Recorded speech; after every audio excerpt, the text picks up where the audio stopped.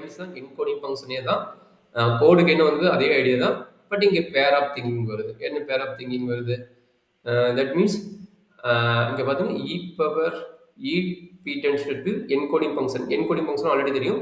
One ஃபங்க்ஷனாக இருக்கணும். And every code words வந்து இங்கிருந்து அசிய கோட் வேர்ட்ஸ் இங்கே இருக்கணும். அதான் என்கோடிங் ஃபங்க்ஷன்.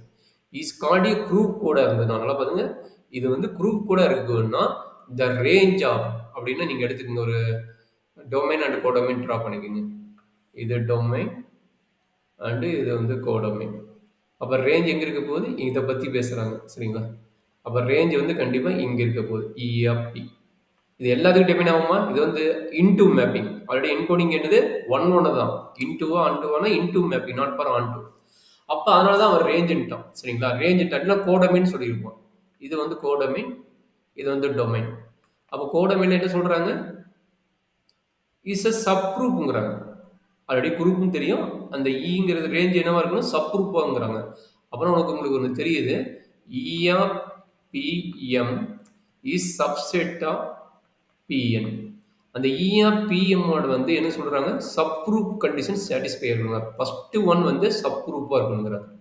அதனால இது குரூப் கோடுங்க வருது நினைக்கிறேன். ஓகே, அப்போ சப் குரூப்பாக இருக்குங்கிறாங்க. அப்படின்னு என்ன அப்படின்னா ரேஞ்ச் ஆஃப், அதாவது சொல்லிக்கிறீங்களா, ரேஞ்ச் ஆஃப் இஎஃப்பிஎம் வந்து வித் ரெஸ்பெக்ட் டு ஆப்ரேட்டர் அடிஷனுக்கு வந்து சப் குரூப்பாக இருக்கணும். இஸ் குரூப்பாக இண்டிவிஜுவலாக இருக்கணுங்கிறாங்க. ஓகே, ஸோ குரூப் கோடிங்கிறது ஒன்றும் இல்லை, டொமைன் செட்டு கோடொமைன் செட்டுன்னு இருக்குது.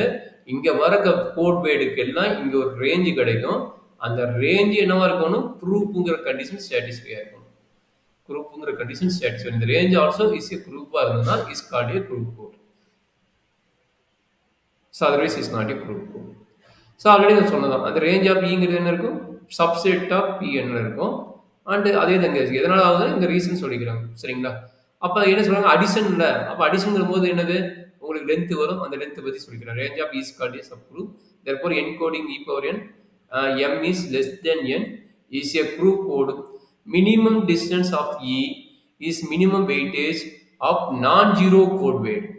ஆல்ரெடி உங்களுக்கு தெரியும், கேமிங் வந்து என்ன போகிறோம்? ஈக்குவல் வேல்யூஸ் எடுக்க போகிறோம், எடுக்க மாட்டோம். அப்போ கண்டிப்பாக நான் ஜீரோ கோட் வேர்டு தான் இருக்க போகுது. ஜீரோங்கிற கோட் வேர்டு விட நான் ஜீரோ கோட் வேர்டு தான் இருக்க போகுது.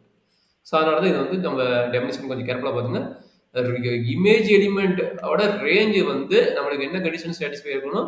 குரூப்புங்கிறது சாட்டிஸ்ஃபை இருக்கணும்.